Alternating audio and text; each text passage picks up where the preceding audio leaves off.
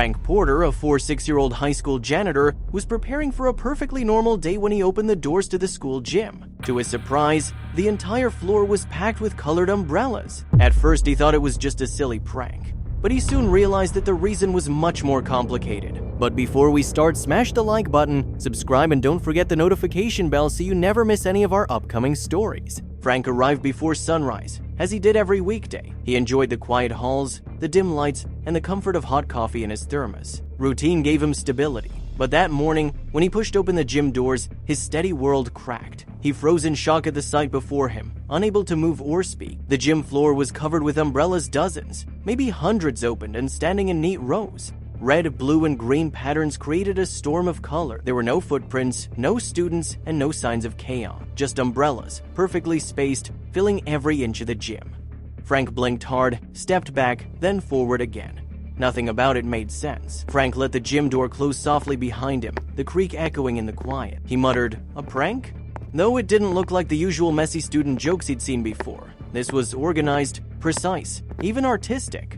The umbrellas weren't scattered at random. Someone had placed them carefully, with intention. He stepped cautiously forward, weaving between the colorful canopies. The security office was just down the hall. Frank hurried over, pulled up a chair, and started scrolling through the previous night's footage. At first, everything looked normal. Then, around 2:15 a.m., the gym feed glitched. The screen flickered, went black, then returned minutes later. The umbrellas were already there, filling the space. Every other camera worked perfectly fine. Frank frowned. In all his years, the system had never failed like that. The fact that only the gym feed cut out seemed far too convenient. Whoever set this up didn't want to be seen. That took planning, knowledge of the security system, and access. Students couldn't pull this off. So who had? The thought unsettled him more deeply. The more Frank thought about it, the worse it felt. The umbrellas weren't random. The note proved this was personal. And now the hacked footage suggested someone with serious skill. His stomach twisted. Was he being targeted? Students weren't capable of something this precise. He felt a chill spread through his chest. Back in the gym, Frank walked slowly between the umbrellas, careful not to bump into them. Each one stood upright like it had been measured into place. Some carried sports logos. Others had patterns or inspiring words. One umbrella read, "Be still in the storm," scribbled faintly in marker. He leaned closer, frowning. This wasn't a prank, it felt like a message. Frank knew he couldn't leave the gym like this. Coach Miller would blow up if practice was delayed. But as he looked around, he hesitated. Clearing the umbrellas felt wrong. They weren't just clutter, they were intentional. It was as if someone had staged an exhibit meant only for him. For the first time, Frank wondered if this was dangerous. Despite the unease gnawing at him, Frank stepped deeper into the display. His boots squeaked softly against the polished floor as he wove through the umbrellas, scanning carefully.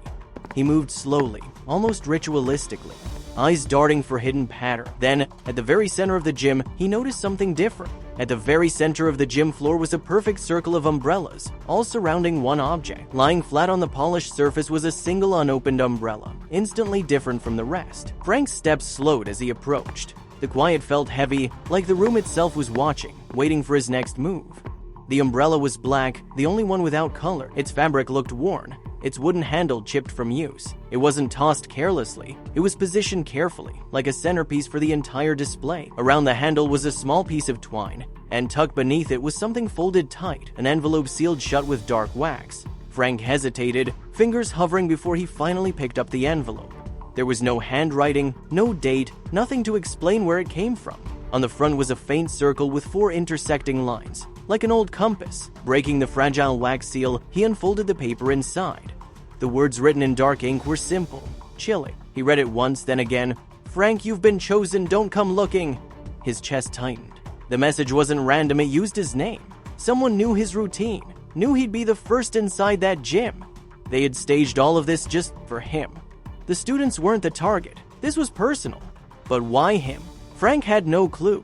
As he looked over the sea of umbrellas again, the bright colors no longer felt playful. They closed in around him, making the huge gym feel smaller, tighter. Frank had never liked being the center of attention, but now he was. The note, the symbol, the silence, it was all aimed at him. He felt trapped. Frank's voice carried through the gym as he called out. A security guard and another janitor, who usually arrived later, stepped inside, eyes wide. They asked if Frank had done it himself. Their tone was suspicious, but also curious. To them, it looked like a strange prank. After a quick shrug, they left, deciding it was just another cleanup job. Now alone again, Frank stood frozen with the note folded in his pocket. Easy for them to ignore, he muttered bitterly. They weren't the ones whose name had been written on it. The empty gym felt enormous, each colorful umbrella now part of an eerie audience. His coworkers could walk away, but Frank couldn't because the message had chosen him. He left the gym, but the uneasiness clung to him like a shadow. The hallways felt colder than usual, the buzzing lights overhead louder, sharper. He glanced over his shoulder repeatedly, certain someone was watching. The quiet wasn't peaceful anymore, it was tense, heavy, expectant. When he reached the janitor's closet, something stopped him. His locker door was wide open. Inside, his jacket and car keys weren't where he left them. Instead, they had been neatly folded and placed on the staff table, arranged with care. Frank's stomach dropped. Frank's hands shook as he reached for the jacket. Nobody should have touched it. The room showed no signs of forced entry, yet his things had been moved with purpose. He muttered, "This is getting weird," under his breath, patting his pocket instinctively for his phone. But it wasn't there. His stomach twisted. He had left it charging in the car. The realization hit him hard. His phone, his only lifeline, was sitting in plain sight in his car outside. Without wasting another second, Frank spun around and hurried through the hallways. His boots echoed against the tiles as he pushed open the heavy double doors. The car sat where he left it, but the sight didn't calm him. Unlocking the door with shaky hands, he slid inside and grabbed his phone. The screen blinked with one notification, one missed call, one voicemail. No caller ID, just unknown. Frank swallowed hard and pressed play, holding the phone to his ear, bracing for whatever came next. The message began with a low, distorted voice. "Good morning, Frank," it said. "Did you enjoy our little surprise in the gym?" His grip on the phone tightened. The voice continued, calm but chilling. "Go home, wait for further instructions." Then it ended. No explanation, just silence, heavy and suffocating. Frank lowered the phone, scanning his surroundings nervously. The parking lot looked empty, but he didn't feel alone. He checked rooftops, fences, even the tree line beyond the school ground. His locker had been touched. His keys moved. Now his phone was called. Whoever was behind this wasn't distant, they were close. Maybe watching him right now, hidden in plain sight. Leaving work early wasn't in Frank's nature. He was always the first to arrive, the last to leave, dependable no matter what. But now he sat frozen in his car, keys trembling in his hand. He thought of calling the police, maybe his boss, but something about the umbrellas in the voice told him not to. He wasn't in control. Eventually, he caved. Frank slipped back inside briefly to grab his jacket from the staff table. He scribbled a quick note for the principal, not feeling well. It was the first time in years he had abandoned his post before the morning bell. Driving home, he kept checking his mirror, half expecting to see headlights following him, but the road stayed empty. By the time Frank reached his porch, his shirt clung with sweat. He locked the front door immediately, sliding the bolt with shaky hand. Still wearing his shoes, he slumped against the hallway wall, back pressed to the cool plaster. His chest heaved. The shrill ring of his landline shattered the silence. Frank groaned, squeezing his eyes shut. "Not now," he muttered, letting the answering machine pick up. But the voice that filled the speaker wasn't distorted. This time it was sharp and familiar. It was the school principal, sounding furious. His tone slicing through the quiet house. Frank's stomach clenched before he even listened. The principal's voice grew harsher with every word. He demanded to know if Frank was behind the mess in the gym. "Is this some kind of joke? The entire floor is filled with umbrellas. Practice starts in 2 hours. Where are you?" His tone carried more than frustration, it carried disbelief. "This is your responsibility," he snapped. Frank felt cornered again.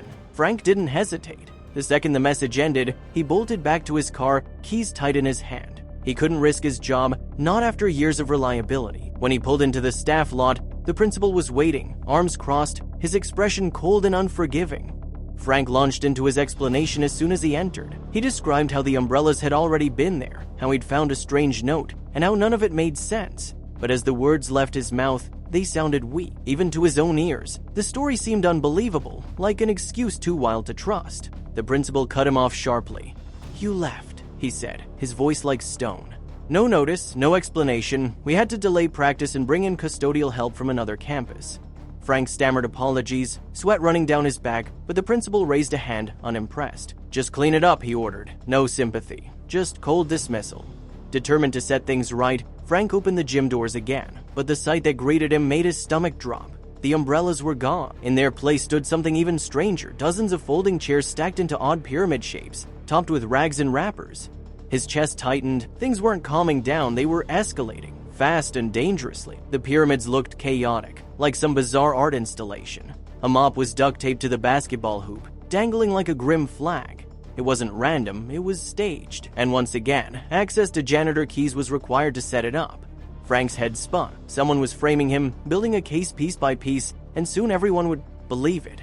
Before he could even touch the mess, footsteps echoed. Coach Miller and the drama teacher stepped in, both staring at the chaos. "Again?" Miller barked. His booming voice carried accusation. Frank's mouth opened, but no words came. The drama teacher shook her head, glaring at him. "What are you doing, Frank?" she asked coldly. It wasn't curiosity, it was judgment. The teacher didn't stop there, and someone moved the stage lights from storage. "We found them set up in the locker room with your access code used to unlock it." Frank's jaw dropped. He stammered denials, swearing he hadn't touched the equipment, but the disbelief in their eyes told him everything. To them, the pattern was clear. He was guilty.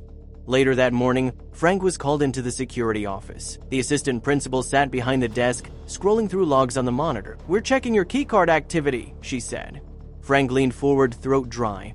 The entries showed his name opening doors he swore he hadn't touched. His stomach twisted. The data was against him, undeniable on the glowing screen. By midday, the students were already whispering about Frank, filming him and spreading rumors that he was setting up strange things around the school. When a broken locker was found with a Bluetooth speaker hidden in his broom closet, suspicion turned sharply against him. Teachers muttered as he passed, and every attempt he made to defend himself was ignored. As the days went on, everyone began avoiding him. The lunch lady, the librarian, even the security guard. Frank felt isolated and confused, convinced someone was framing him. His routine unraveled further when the petty cash box was discovered under the bleachers, and inside it were his stolen gardening gloves. The principal accused him directly, leaving Frank shaken and unheard. By Friday, the pressure had hollowed him out. His locker had been vandalized, rumors grew harsher, and every setup made him look more guilty. The school board called an emergency meeting and told him to prepare a written statement, effectively signaling that his job was at risk. In the parking lot, he found a chilling note reading, "I'm not done yet," proving the sabotage was far from over. Over the weekend, Frank obsessively searched security footage, determined to find the hidden culprit who had turned his life into a nightmare. Reviewing the security footage late at night, Frank finally spotted movement in a newly covered blind spot. Zooming in, he saw a hooded figure carrying a duffel bag, moving confidently as if he still belonged in the building. When the hood slipped briefly under a street lamp, Frank recognized the face instantly. Edgar Johnson, a former janitor fired years earlier for theft. The discovery explained everything. Edgar had returned out of bitterness, sabotaging Frank to make him suffer the same downfall he once endured. Early Monday, Frank brought the footage to the principal, who immediately realized the truth. Together, they confronted Edgar at his rundown home. Edgar didn't deny anything. Instead, he confessed to planting evidence, staging chaos, and manipulating keycard entries. He admitted he wanted Frank to feel the humiliation he had lived through. In the days that followed, Frank pressed charges but insisted Edgar receive mental health treatment rather than a harsh sentence. Edgar was placed in a state clinic for counseling and support. With the truth revealed, the school community shifted, staff apologized, students left kind messages, and the rumors finally died. Frank's name was cleared, and his reputation began to heal, stronger and more respected than before. After the truth came out, even the once skeptical principal publicly praised Frank during an assembly, restoring his dignity in front of the entire school. Applause filled the room, giving Frank the closure he needed. Within a week, life settled back into normalcy. His morning routines returned, and the school felt warm again, no longer filled with suspicion. Though the scars of the ordeal remained, they no longer defined him. Surviving it left him stronger. One afternoon, he found a black umbrella in his closet. For a moment, fear returned, until nearby students admitted it was only a joke. This time, the symbol carried no malice. Frank placed it in the lost and found with a calm smile, realizing the storm was truly over. Frank had never sought recognition but became a quiet symbol of resilience. His calm strength reshaped how others saw him and how he saw himself. Students began calling him Mr. Umbrella, a nickname that once might have hurt but now represented respect. Moving through the halls each day, he walked with steady confidence, belonging fully to the place that had tested him and made him stronger. Thank you for watching. If you like this story, don't forget to hit the like button, subscription, and ring the notification bell so you never miss our upcoming story.